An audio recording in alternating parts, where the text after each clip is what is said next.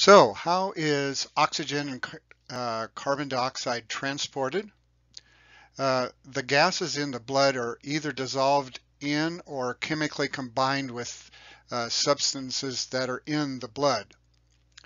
Uh, Almost all of the oxygen, like 98% in the blood, is combined with hemoglobin. And hemoglobin is a red oxygen-carrying pigment in the red blood cells. The hemoglobin is made up of two parts. One's called heme, and the other one is globin. And remember, we talked about globulins before. And the heme part of the molecule contains 4 atoms of iron, each which can combine with oxygen, and it's going to form oxyhemoglobin. So one molecule of hemoglobin contains 4 oxygen atoms, and each atom can combine with 1 oxygen. So each hemoglobin molecule can carry 4 oxygen molecules. And as the oxygen moves from the alveoli into the blood, it's going to combine rapidly with hemoglobin to form oxyhemoglobin. And hemoglobin is a bright red, or oxyhemoglobin I should say, is a bright red, whereas just regular hemoglobin without the oxygen is more of a dull purplish red. They're both red, but that one's without the oxygen, it becomes a little darker colored. And the chemical bond that forms between oxygen and hemoglobin is rather unstable, which means that it can easily separate, which is what we really need to have happening. And so in the oxygen can be released quickly to the body cells for use in cellular respiration. Now, inside the lungs are the alveoli, and alveoli are surrounded by capillaries, and you can see these red and blue represent the capillaries. The red is going to be the vessels that are carrying oxyhemoglobin, and then the blue represent the vessels that are carrying just hemoglobin. It's a darker color, darker red. Here it shows as a blue, but so those are the capillaries right there. Now, what's actually taking place inside the lungs? Okay, so in this diagram, those lines that go around the outside edge of our diagram. Let's see, so this line right here and this line right here represent the cell walls of the capillary. Notice it's only one cell wall thick. And then this is the cell wall of the alveolus. And the oxygen is going to diffuse from the alveolus through those two cell walls and be picked up by the hemoglobin that's inside of a red blood cell. At the same time, red blood cells that are carrying carbon dioxide are going to release that to the alveolus to be exhaled. So both of these are going on at the same time as one is being picked up by the oxygen's being picked up by the red blood cells. There's other red blood cells that are losing their carbon dioxide. Now, carbon dioxide is transported to the lung in 3 different ways. Most of the carbon dioxide, which is about 70% of it, is transported in the form of bicarbonate ions. Next year you'll learn more about what that is. It's just a group of atoms that are covalently bonded together but have an overall charge of -1. And so that's the form that most of it is transported in the fluid part of the blood, not the red blood cells, but actually in the liquid part of the blood. There is some of it that's combined with hemoglobin, and that's about 15 to 25%. And then there is another 7% that is just dissolved. Just like any gas can dissolve in a liquid like water. That's where it's just dissolved. It's not, there's no reaction going on here. So when it comes to controlling breathing and things like that,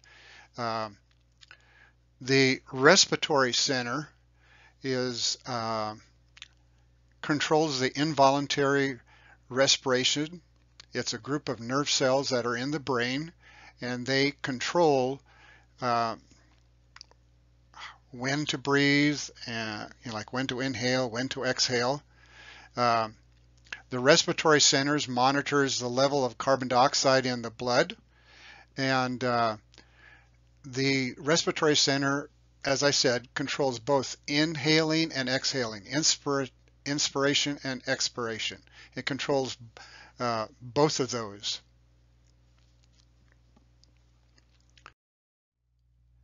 So the level of carbon dioxide in the blood is very important in that. You'd think it'd be oxygen, but it's actually the level of carbon dioxide.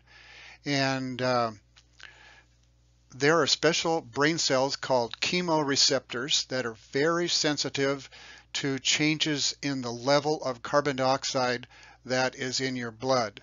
And if there's an excess carbon dioxide in your blood, it'll form carbonic acid, the same kind of carbonic acid that you find in pop, actually. When they carbonate your pop, the CO2 combines with water to form carbonic acid, just a very mild acid that's in all pop that's carbonated.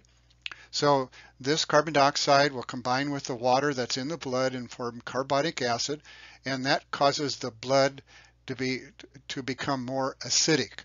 So if you look at over here, in this section right here of the slide, you can see it says CO2 increases. If that happens, then the pH is going to decrease.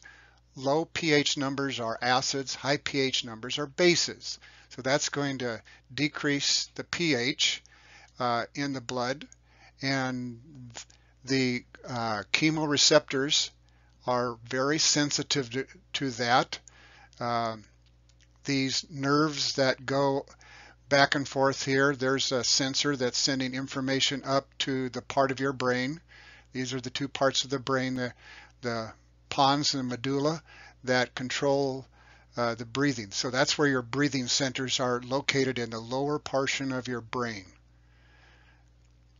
And when you need to inhale or exhale, there are nerves that go down to the muscles that make up your chest and the diaphragm, and will cause them either to contract or to relax.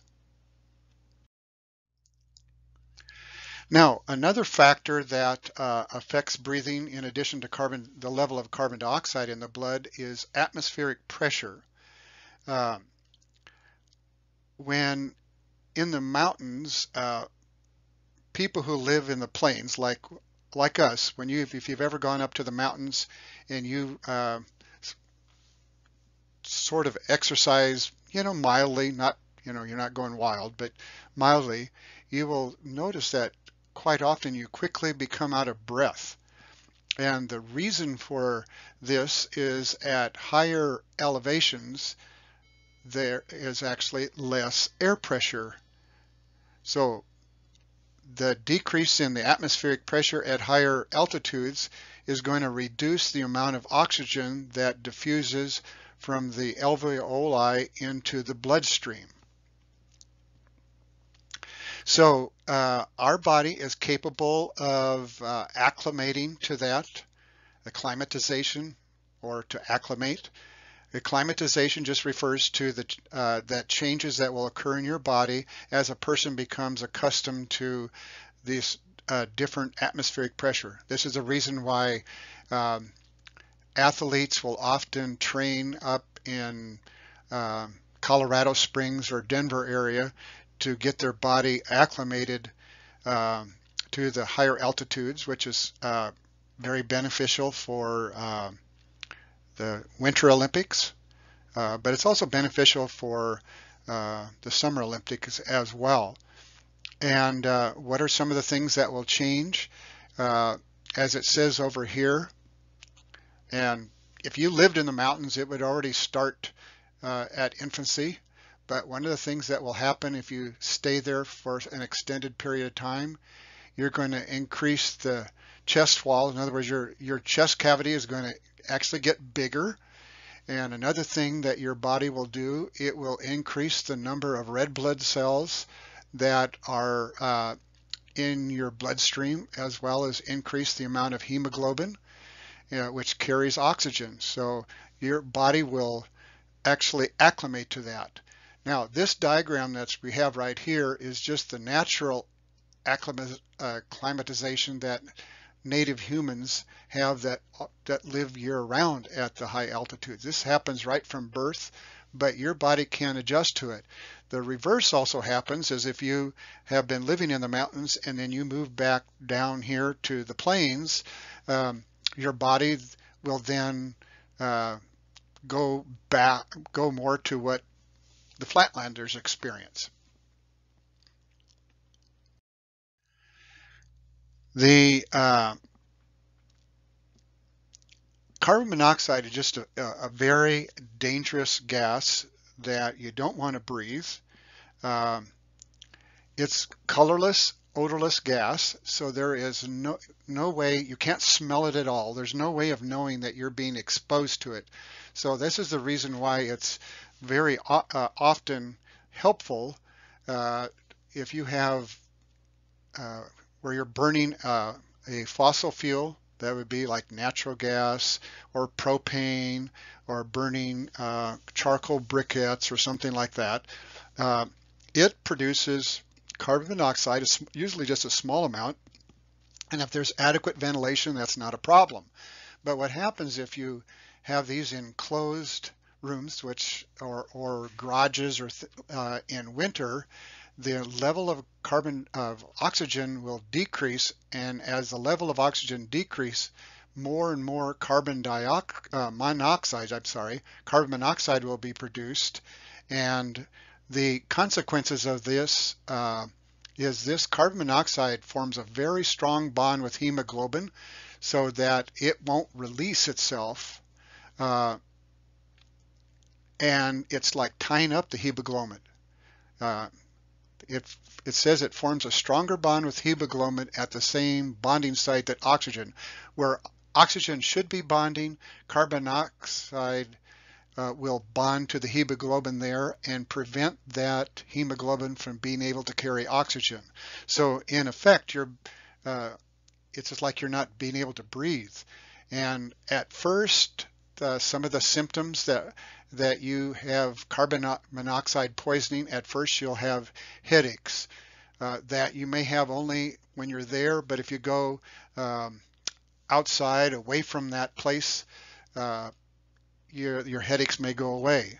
If you stay there longer, in addition to headaches, you'll start to feel nauseous, want to throw up, and if the level increases, you start feeling dizziness. Another symptom is you start to feel like you're short of breath, like you just can't get your breath, and it's just you're starting to be asphyxiated, and eventually you will collapse on the ground. And if it still continues, you'll eventually lose consciousness and you will die. So carbon monoxide is very dangerous, and so carbon monoxide detectors are highly recommended in places where you have combustion going on, like a garage is a great place, or next to a furnace room where you have a, a natural gas furnace or a hot water heater or something like that. So in case something goes wrong, the whole house isn't being filled with carbon monoxide and threatening the lives of everyone in there. Now, what are some other factors yet about that affect breathing? So if you think about this, if you've ever experienced severe pain, if you'll notice that you start breathing rapidly, just really quick breaths when you experience pain. Now, if you've ever been exposed to cold, it kind of like we say it takes your breath away. You can temporarily stop breathing. Now, it's not going to last until you pass out or anything like that, but that is just your body's response to the cold. Now, with age, it also influences the rate of respiration. If you've ever watched little children, they have very high rapid metabolic rates, and they breathe pretty fast, especially even when they're sleeping. They're inhaling and exhaling much faster than an adult. And then as you get older, your respiration rate decreases because your metabolic rate is also going down. So that takes us to the end of our respiratory system.